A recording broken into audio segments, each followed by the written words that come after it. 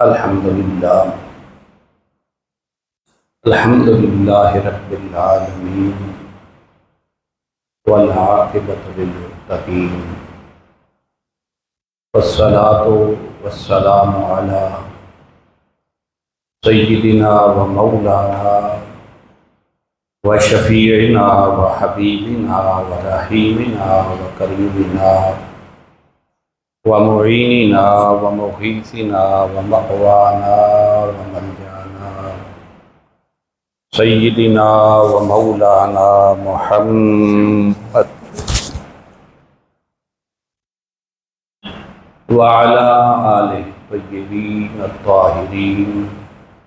واصحابہ الہادین المہدیین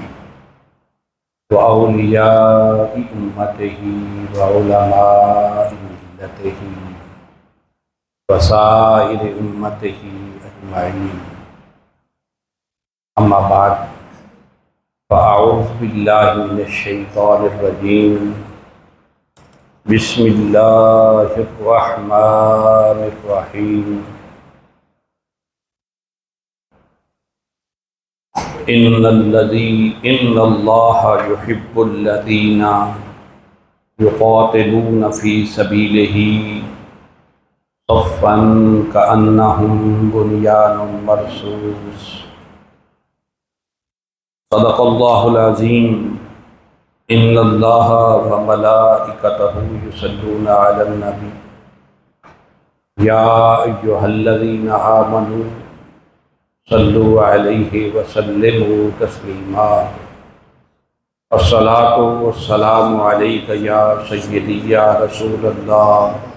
وعلی آلک واصحابک یا سیدی یا حبیب اللہ۔ الصلاۃ والسلام علیک یا سیدی یا امام القبلتین وعلی آلک واصحابک یا سیدی یا جد الحسن والحسین۔ واجب الاحترام معزز و محتشم سامعین حضرات،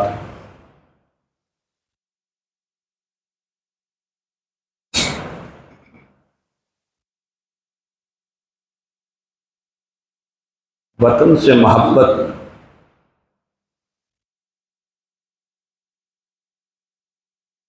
حضور علیہ الصلوۃ والسلام نے فرمایا کہ ایمان میں سے ہے، حب الوطن من الایمان۔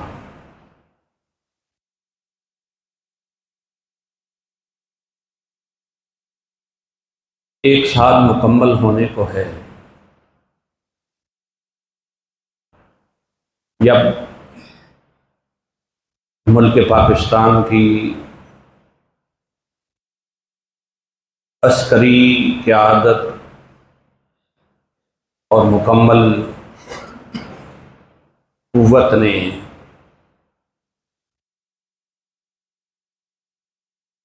بنیان مرصوص کے نام سے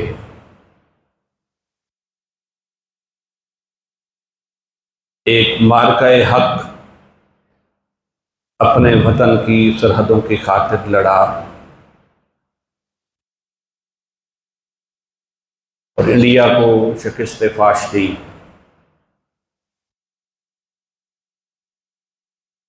ایک سال بعد پورے ملک میں اس معرکہ حق کا جشن منایا جا رہا ہے۔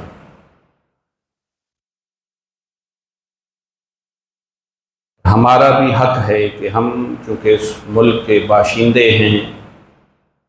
ملک کے باسی ہیں، ہم اس ملک کی عسکری قیادت بھرپور سپورٹ کریں اور انہیں خراج تحسین پیش کریں جو ساری رات اس ملک کی سرحدوں کی حفاظت کرتے ہیں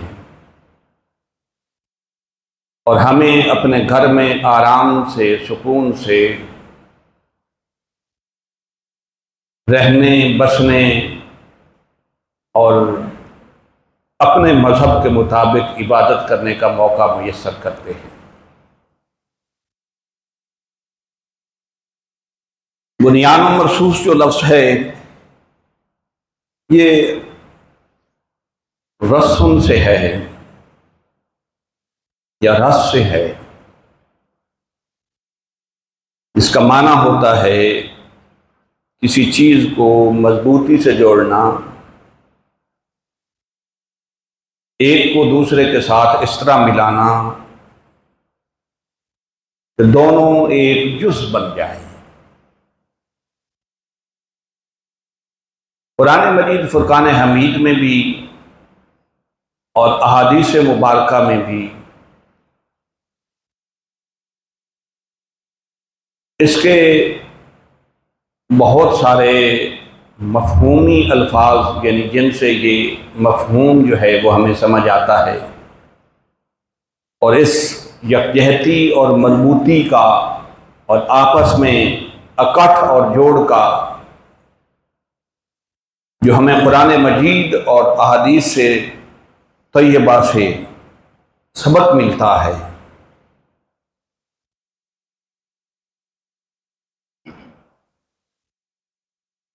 مختلف اہل لغت نے اس سے ملتے جلتے اس کے معنی بیان کیے ہیں۔ بعض کہتے ہیں کہ تراثم اس کو کہتے ہیں کہ لوگ ایک دوسرے کے ساتھ اس طرح چپک اور جڑ جائیں کہ ان کے درمیان کوئی خلا یا فاصلہ نہ رہے، اسے بنیان مرصوص کہتے ہیں۔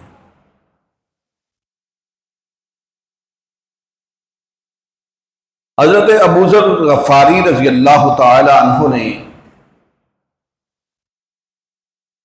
روایت فرمایا کہ رسول کونین صلی اللہ علیہ وآلہ وسلم نے ارشاد فرمایا، تفسیر ابن ابی حاتم میں نقل ہے کہ آقا علیہ الصلوۃ والسلام نے فرمایا کہ اللہ رب العزت 3 لوگوں سے محبت کرتا ہے اور 3 قسم کے لوگوں سے ناراض ہوتا ہے۔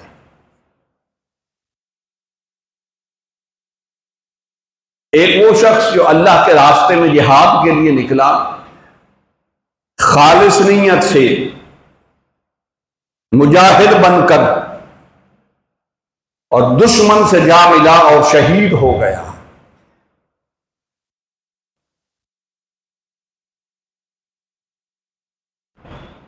تو آقا علیہ الصلوۃ والسلام نے فرمایا تم اس کو اللہ کی نازل کردہ کتاب میں پاؤ گے، اور پھر اس آیہ کریمہ کی تلاوت فرمائی، ان اللہ یحب الذین یقاتلون فی سبیلہ صفا کانہم بنیان مرصوص۔ بے شک اللہ رب العزت ان لوگوں سے محبت کرتا ہے جو اس کے راستے میں صف باندھ کر لڑتے ہیں، گویا وہ سیسا پلائی ہوئی دیوار کی طرح ہے۔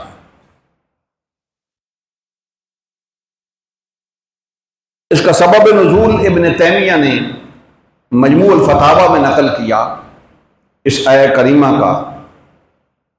کہ ترمذی شریف میں آیا ہے کہ بعض صحابہ نے آقا علیہ الصلوۃ والسلام سے عرض کی، یا رسول اللہ صلی اللہ علیہ وسلم، ہمیں معلوم ہو جائے کہ اللہ رب العزت کو سب سے زیادہ کون سا عمل پسند ہے تو ہم وہ عمل ضرور کریں گے۔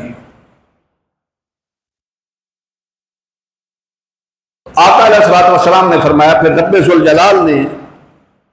جہاد کے بارے میں اس آیہ کریمہ کو نازل فرمایا، اور حضرت عبداللہ بن عباس رضی اللہ تعالیٰ عنہ اس آیہ کریمہ کی تفسیر یوں بیان فرماتے ہیں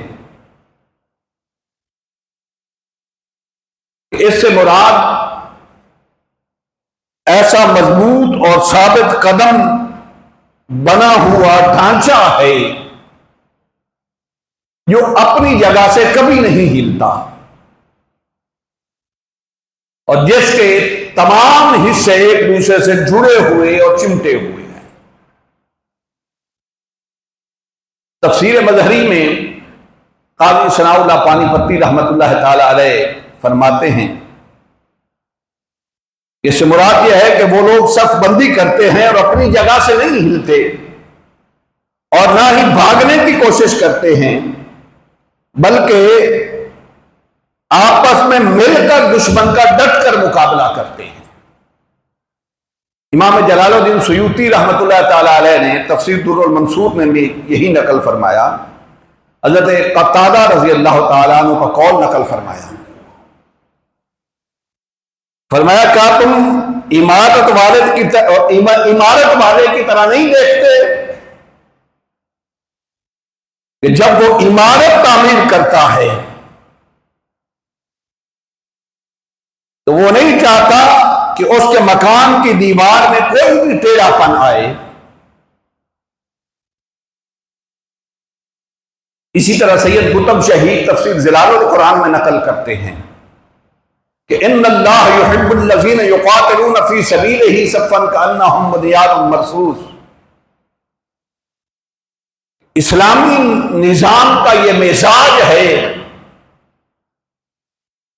کہ تنہا کسی فرد کی کوئی قیمت نہیں ہوتی جب تک وہ کسی لشکر یا جماعت میں شامل نہ ہو جائے۔ اسلام ہر فرد کو اور اس کے وجود کو ایک باہم مربوط اور مستقل اور منظم جماعت کی شکل میں دیکھنا چاہتا ہے، جس کا ایک نظام ہو، جس کا ایک ہدف ہو، اور اس ہدف کے ارد گرد اس کے تمام افراد گھومتے ہوں۔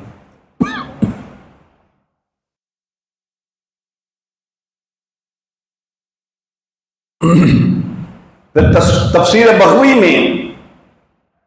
امام ابو محمد حسین بن مسعود فرماتے ہیں کہ یہ آیت کریمہ حضرت قتادہ رضی اللہ تعالیٰ عنہ سے روایت ہے، فرمایا یہ آیت کریمہ جہاد کے لیے نازل ہوئی۔ کوئی آدمی کہتا تھا کہ میں نے قتل کیا، حالانکہ اس نے قتل نہیں کیا تھا۔ کہتا میں نے نیزہ مارا، حالانکہ اس نے نیزہ نہیں مارا تھا۔ کہتا میں نے تلوار چلائی، حالانکہ اس نے تلوار نہیں چلائی تھی۔ تو فرمایا یہ آیہ کریمہ ان منافقین کے لیے نازل ہوئی کہ وہ مومنین کی مدد کا وعدہ تو کرتے ہیں مگر جھوٹ بول کے اعراض کر جاتے ہیں، پشت پھیر جاتے ہیں۔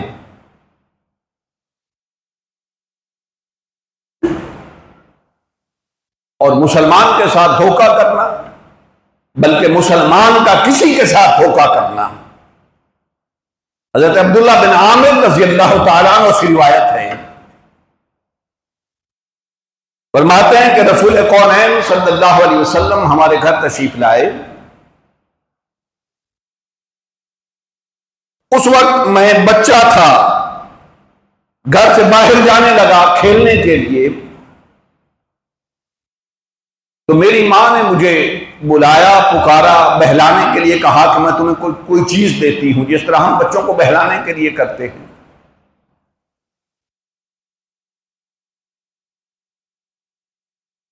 تو رسول کونین صلی اللہ علیہ وسلم نے میری ماں سے فرمایا کہ جو تم نے بچے کے ساتھ وعدہ کیا ہے، اگر تم نے ایسا نہ کیا تو تمہارے خلاف ایک جھوٹ لکھ دیا جائے گا، ایک دھوکہ لکھ دیا جائے گا۔ بلکہ ائمہ نے تو اس سے بھی زیادہ احتیاط برتی ہے۔ امام احمد بن عقیل رحمۃ اللہ تعالی علیہ سفر کر کے ایک شخص کے پاس حدیث روایت کے لیے گئے،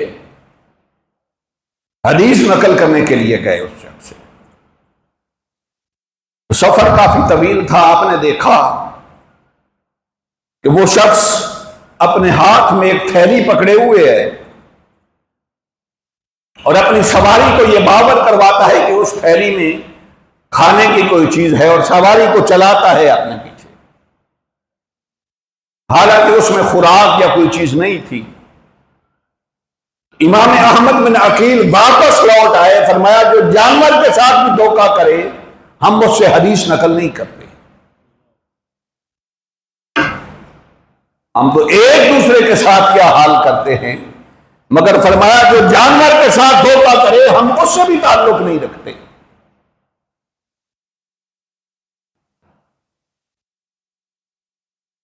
اور پھر آقا نعمت صلی اللہ علیہ وسلم نے ارشاد فرمایا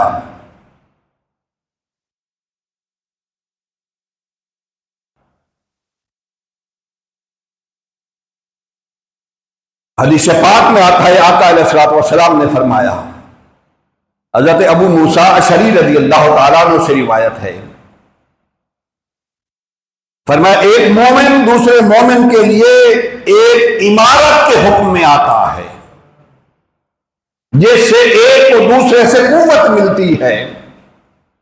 اور آپ نے اپنے ایک ہاتھ مبارک کو یوں دوسرے ہاتھ مبارک میں ڈال کے انگلیوں کو یوں ڈال کے اشارہ فرمایا.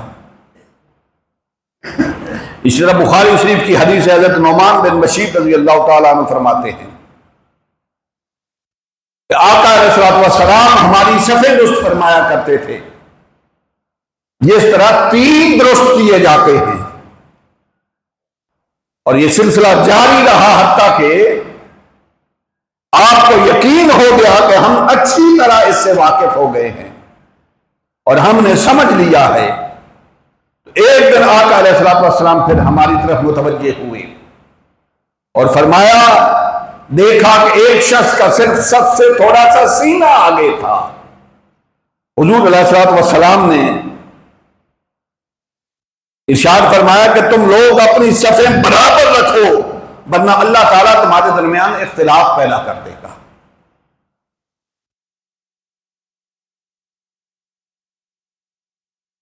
اس لیے کہ اسلام میں جماعت کی قدر ہے، جماعت کی قیمت ہے. حضرت عبداللہ بن عمر رضی اللہ تعالیٰ عنہ ارشاد فرماتے ہیں کہ رسول کونین صلی اللہ علیہ وسلم نے فرمایا کہ اللہ تعالیٰ اس امت کو کبھی گمراہی پر جمع نہیں فرمائے گا، اس لیے کہ ید اللہ علی الجماع، اللہ رب العزت کا ہاتھ ہمیشہ جماعت پر ہوتا ہے، پس جو اس جماعت سے الگ ہوگا وہ آگ میں جائے گا.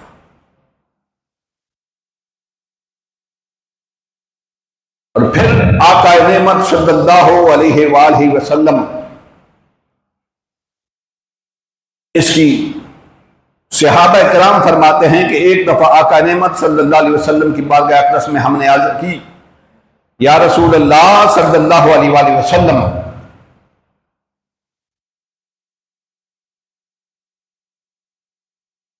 کوئی ایسا عمل بتائیے جو اللہ رب العزت کی بارگاہ میں بہت زیادہ محبوب ہو. تو حضور علیہ الصلوۃ والسلام نے فرمایا کہ جس طرح صف بندی کر کے تم آپس میں نماز پڑھتے ہو، اسی طرح صف بندی کے ذریعے اللہ رب العزت کی بارگاہ میں صف بنا کے اللہ کی رضا کی خاطر میدان جنگ میں لڑنا، اس سے بہترین عمل اور کوئی نہیں.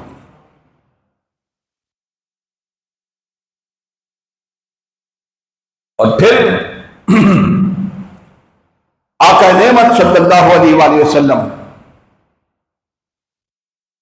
جہاد کے لیے جب آپ تشریف لے جاتے تو صحابہ کرام رضوان اللہ تعالی علیہم اجمعین کا یہ جذبہ تھا کہ صحابہ کرام آقا علیہ الصلوۃ والسلام کے ساتھ جب نکلتے تو احد کا مقام دیکھیے، جب حضور علیہ الصلوۃ والسلام پر لشکر کفار سے حملہ ہونے لگا تو حضرت ابو طلحہ رضی اللہ تعالیٰ عنہ آقا علیہ الصلوۃ والسلام کے سامنے آ گئے. ان کا اپنا جسم لشکر کفار کے تیروں سے چھلنی ہو گیا، مگر جذبہ جہاد اتنا تھا کہ اللہ رب العزت کی رضا کی خاطر اس کے نبی مکرم صلی اللہ علیہ وسلم کی حفاظت کے لیے اگر جان بھی چلی جائے تو اس سے سستا سودا نہیں. پھر حضرت سعد بن ابی وقاص رضی اللہ تعالیٰ عنہ آپ بھی اسی جنگ میں شریک ہوئے، اور جب تیر اندازی حضرت سعد بن ابی وقاص رضی اللہ تعالیٰ عنہ کر رہے تھے تو میرے آقا کی زبان مقدس پر یہ الفاظ تھے، میرے آقا اتنا خوش ہوئے، فرمایا سعد بن ابی وقاص تجھ پر مجھ محمد کے ماں باپ قربان ہیں.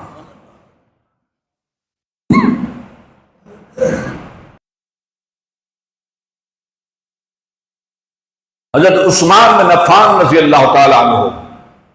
جب آقا علیہ الصلوۃ والسلام نے غزوہ تبوک میں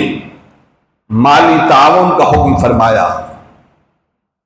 سیدنا عثمان بن عفان رضی اللہ تعالیٰ عنہ نے سینکڑوں اونٹ اور بڑی مقدار میں سامان آقا علیہ الصلوۃ والسلام کی بارگاہ اقدس میں پیش کیا، اور روایات میں آتا ہے میرے آقا اتنے خوش ہوئے، حضور علیہ الصلوۃ والسلام نے اپنے دونوں ہاتھ مبارک یوں اٹھائے، اتنے خوش ہوئے میرے آقا کہ حضور علیہ الصلوۃ والسلام کے جو بغیر مبارک تھے وہ نظر آ رہے تھے، اور فرمایا اللہ میں عثمان سے راضی ہوں، تو بھی اس سے راضی ہو جا، اور آج کے بعد عثمان جو عمل کرے میرا مالک اس سے پوچھ گچھ نہ ہو، قیامت کے دن عثمان سے اس کے کسی عمل کے بارے میں سوال نہ کیا جائے۔ اور مولا کائنات سیدنا علی المرتضیٰ رضی اللہ تعالیٰ عنہ جب خیبر فتح ہوتا ہے تو آقا علیہ الصلوۃ والسلام نے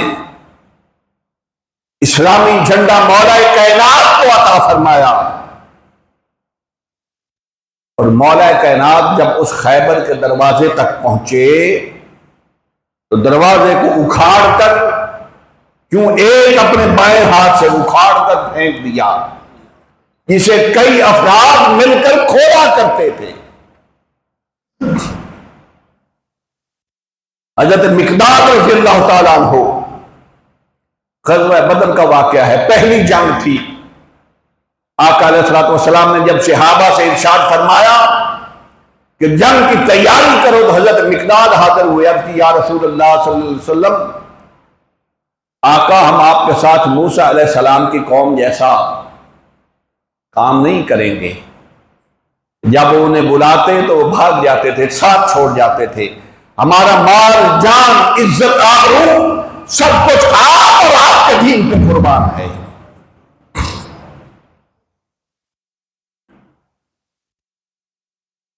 اور پھر حضرت سیدنا صدیق اکبر رضی اللہ تعالیٰ عنہ، آپ کے بارے میں روایات میں آتا ہے جب آقا علیہ الصلوۃ والسلام نے غزوہ تبوک میں مالی تعاون کا حکم فرمایا تو سیدنا صدیق اکبر نے اپنے گھر سے سارا سامان اٹھایا، اور ایک لطیف بات جو روایات میں اکثر ملتی ہے وہ یہ ہے کہ آپ نے جھاڑو اٹھایا اور جھاڑو اٹھا کے سارے گھر میں پھیرا،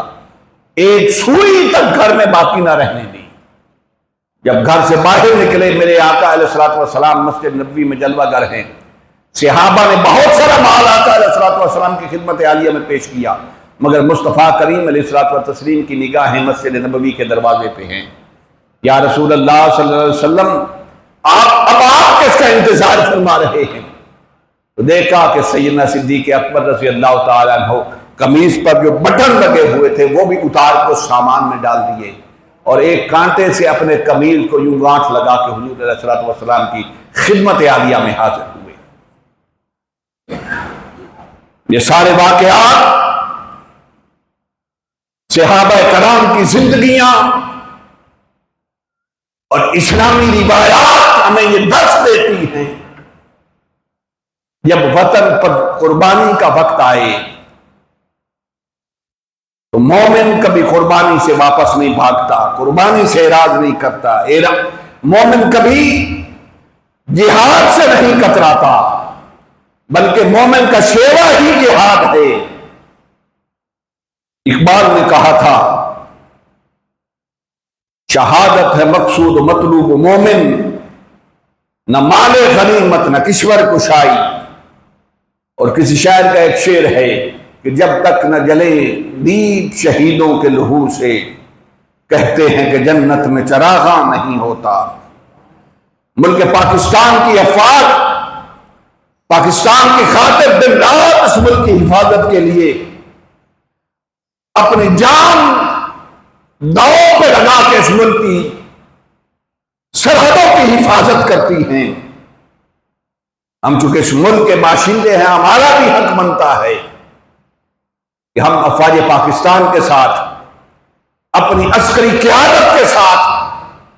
دست و بازو بن کر ان کی حوصلہ افزائی بھی کریں، ان کی تعریف بھی کریں،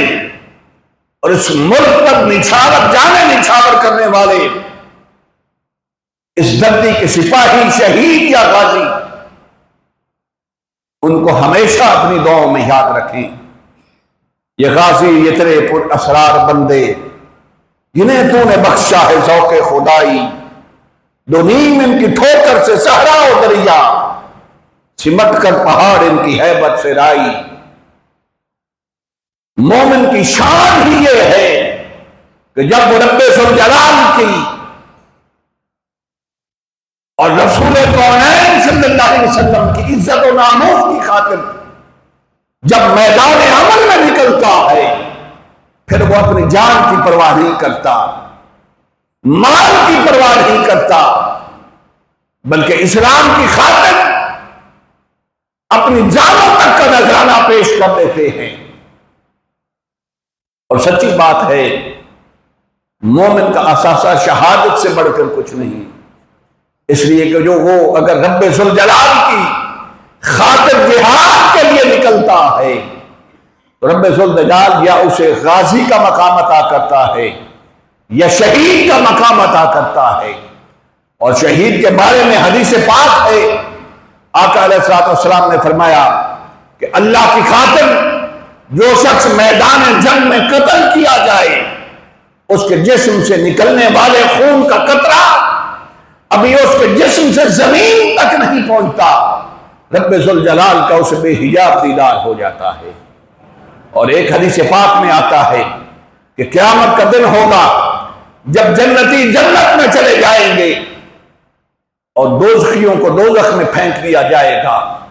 تو کچھ لوگ جنت کے کنارے میں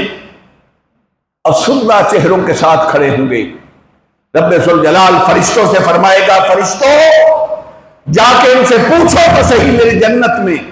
کسی چیز کی کمی ہے۔ فرشتے جب ان سے جا کے پوچھیں گے وہ کہیں گے اس لیے رب ذوالجلال کی اس عطا کردہ جنت میں تو کسی چیز کی کمی نہیں، مگر جو لذت، جو لطف اور جو کیف رب ذوالجلال کی بارگاہ میں سر کتوا کے اپنے جان کا نذرانہ پیش کر کے جو لطف، جو ذوق، جو کیف نصیب ہوا، وہ کیف شاید رب کی اس جنت میں بھی نہیں ہے۔ فرمایا کیا چاہتے ہو؟ تو شہید کہیں گے کہ مالک چاہتے ہیں دوبارہ دنیا میں بھیج دیں، دوبارہ تیرے لیے قتال کریں،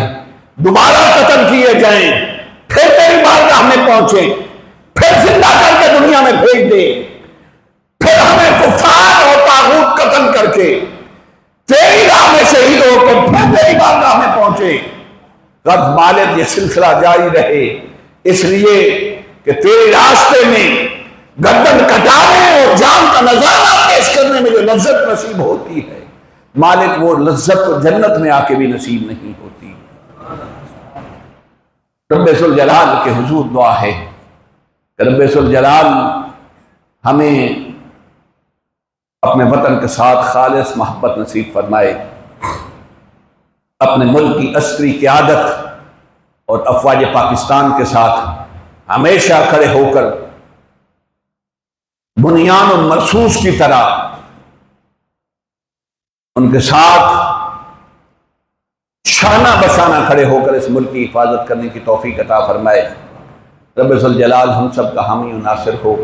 وآخر دعوانا ان الحمد للہ رب العالمین۔